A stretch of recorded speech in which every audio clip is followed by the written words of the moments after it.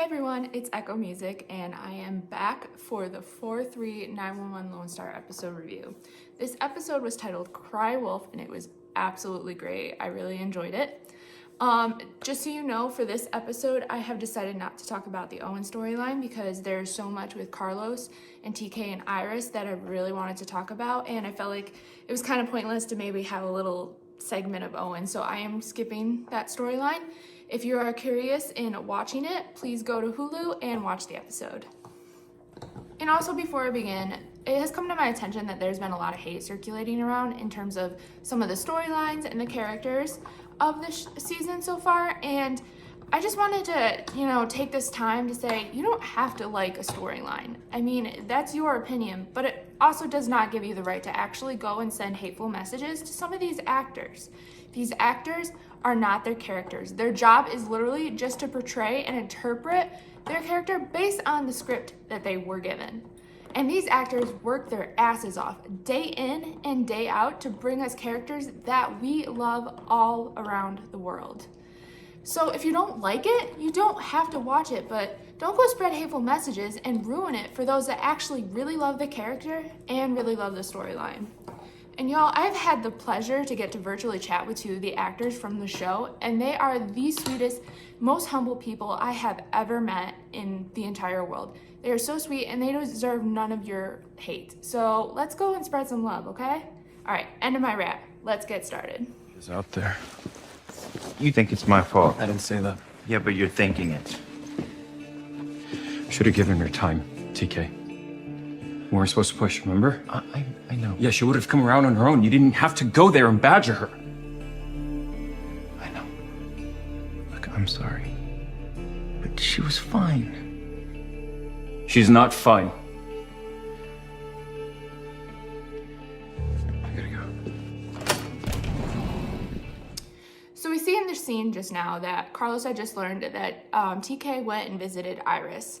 Now, I know a lot of people are angry with how Carlos treated TK this episode, but you can't forget the fact that Carlos is on edge. I mean, his best friend is missing, and I know, in my perspective, if my best friend went missing, I'd sure as heck be on edge.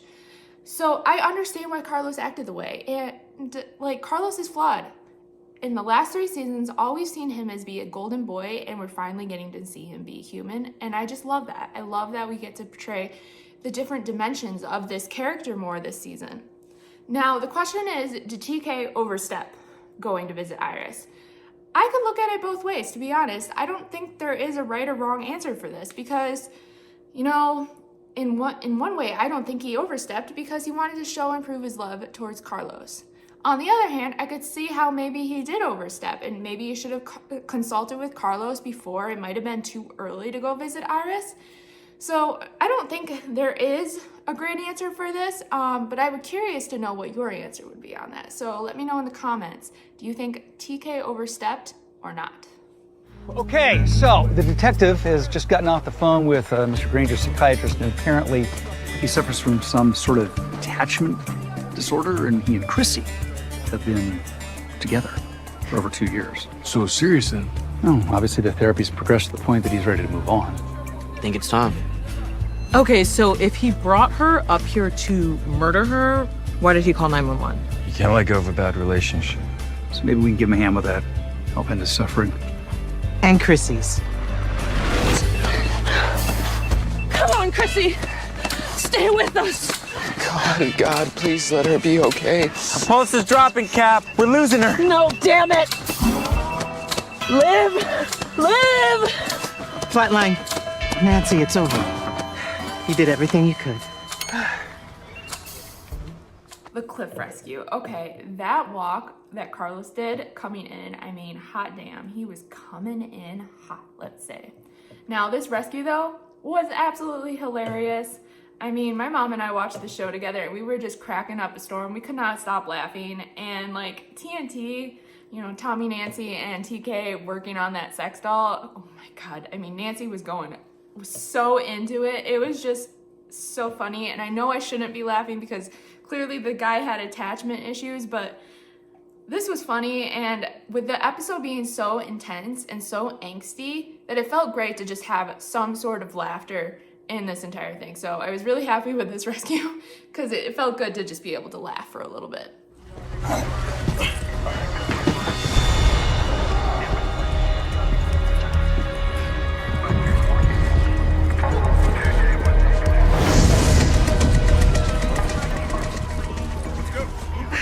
I was afraid he was gonna. Hey. It's okay, Iris. It's over. It's okay. Sorry. We have to clean this out. This might sting a little. BP's high, Cap, 160/90. I'm not surprised. Is that bad? No, it's okay, Iris. All right, we'll get it down. We just gotta get you some oxygen. All right, Iris, I'm gonna need you to take some deep, slow breaths, okay? We're gonna take you in for observation. She has a concussion. I was afraid you wouldn't find me. It's okay. Just breathe, okay? Just breathe. So now you see in this scene that they found Iris. Now I really like this for a few reasons. First of all, Grace came in hot and she's so smart. I mean, she figured out Iris's exact location, or pretty close location, with barely anything to go off of. So that was like, seriously, she was so smart. She killed it. And then you see Carlos coming in hot and rescuing Iris. So happy to finally see some Carlos action going on this season. And then, like, when Carlos told Iris to breathe, that brought me back to my favorite episode of the show, which I've mentioned is 3-4, when TK told Carlos to breathe when TK woke up from the coma. So that was pretty cool. And then finally you find out that they never caught the guy and that they had drones up and no one left the house, and they're thinking that maybe there wasn't a guy. And I may have turned to my mom and I was like, there's a secret hidden tunnel in this abandoned house. How much you want to bet? And that's the last thing I remember. So you didn't see how he left the room? No. Thank you, Miss Blake. You rest up. I'll circle back if I have further questions. Officer Reyes, a moment.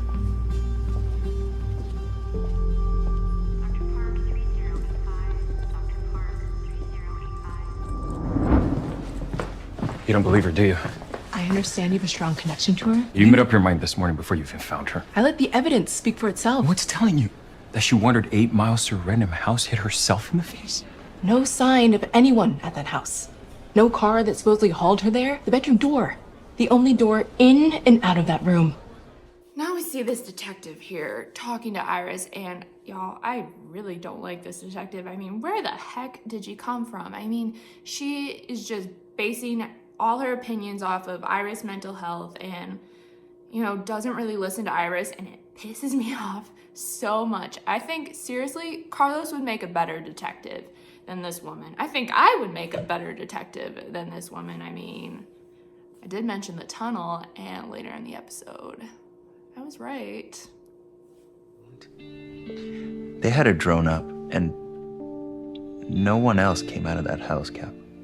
Oh. I see.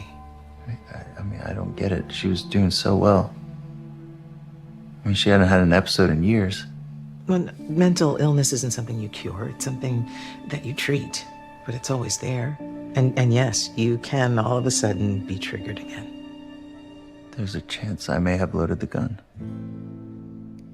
So now I'm going to start talking a little bit about mental health, because I feel like the show did a really great job, you know, highlighting how important it is. And with this scene in particular with TK and Tommy, you see TK, you know, feeling really bad. He feels guilty, thinks he might have, you know, done something wrong. And I was really glad that Tommy came and talked to him. And Tommy was right when she said that anything can be a trigger, anything can set it off. I mean, mental illness, it doesn't really ever go away. It's always with you.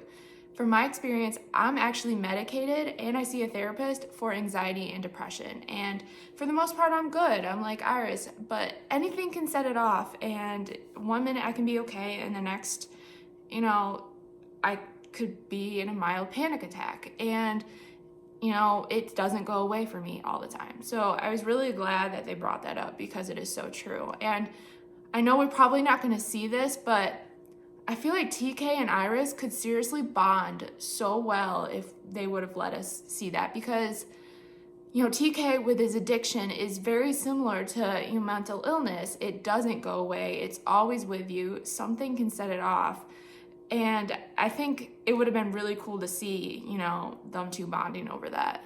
Explanation, but every little thing makes you start to doubt. Is this even a hospital? Is everyone lying to me? One little tiny crack of doubt just rips open and then everything falls into it. Iris. I don't want to be in there again. It was so lonely.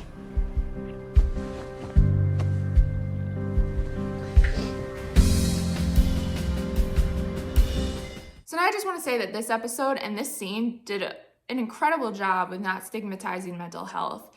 People are so quick to say, oh, you are crazy because of your illness, and they don't treat you like humans sometimes. But you see here that Carlos didn't do that. Carlos treated Iris like she was human and believed her.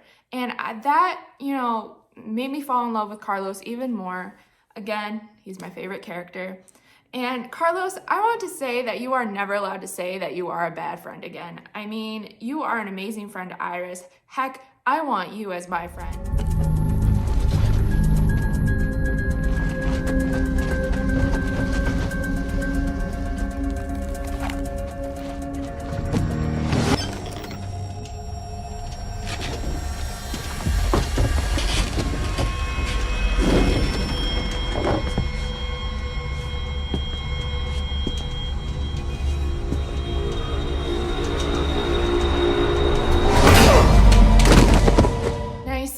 Looks like Carlos has gotten himself into a bit of some trouble. I mean, Carlos, I wish you would have just called for backup before you entered that tunnel. I know you might have gotten in trouble and reprimanded at work, but at this point, it would have been better than getting bonked in the head by a shovel and taken captive. I mean, I never want to see another shovel again. That was stressful. Now, on one hand, though, he was super smart to drop the jacket before he entered the tunnel, because if you remember in episode 2-8, when the paramedics were kidnapped and you saw TK drop his sobriety chip, and that kind of helped in the aid of finding them.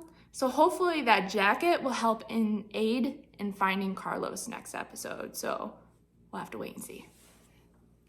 So I thought it'd be kind of fun to show you guys my top 5 favorite episodes of the show and see how it changes as season 4 continues to air.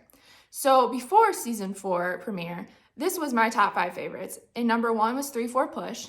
Number 2 was 212 The Big Heat. Number 3, I have 3-8 In the Unlikely Event of an Emergency. And number 4, I have 2-9 Saving Grace. And in number 5, I have 3-13 Riddle of the Sphinx. Now, after the first 3 episodes of season 4, it has changed a little bit. I loved episode 4 too, and titled The New Hot Mess, and that has taken over my 5th place spot in my top 5 favorite episodes. That episode had so much. I'm absolutely adoring the Carlos storyline. I love the Tommy storyline, and that episode just had so many emotions to it that I loved it so much, and it had to be in my top 5. Now, Cry Wolf was very close to making it. I love the action. I love the mental health discussion on it. However, it didn't make it because in parts it felt kind of predictable for me. Like I felt like I knew what was coming next, which is why it did not place in my top 5. However, I think this top 5 is going to change in the next episode. So I want to show you guys the promo. Now, fair warning, the promo for the next episode is a little scary. So if you don't want to watch it, I don't blame you. We should be out there looking for Carlos right now. No one's gonna find you, though. Ma, go get the kit. Looks like a pattern. A serial killer? Yeah. We're not gonna find him alive, are we? 911 Lone Star, all new next Tuesday on... I mean, fuck. I did not see serial killer coming. Now, this promo left me shaking and scared. I mean, I didn't sleep for days thinking about this. Now, I read a ton of horror books, love watching horror movies. Nothing scares me, hardly anything. The only other time I found myself actually scared watching something was when I watched the 2-part season 6 finale of Grey's Anatomy. Now, I've mentioned this before, Grey's Anatomy is one of my other favorite TV shows. And if you don't watch the show, that season 6 finale, you saw a mass shooting at the hospital. Now, that was terrifying, and I was shaking for days after watching that. So, here's the thing though. that episode is still, to this day, my favorite top Grey's Anatomy episode of all time. And here's why. So throughout the first 6 seasons of the show, I was able to fall in love with the characters. I was able to sympathize with them. And with the acting, they did an incredible job with the acting. It felt real. It didn't feel fake at all. I felt like I was living in the episode, and that's why I got so scared. So I think if this episode can do those 2 things, there's a good chance it's going to take over my number 1 spot on my top 5 list. And also, number 1 is kind of already checked off. I've already fallen in love with the characters. I love them. I will sympathize with them. So that's already done. So all that's going to come down to is the acting. And if I know one thing about Raphael and Ronan, they're going to nail it.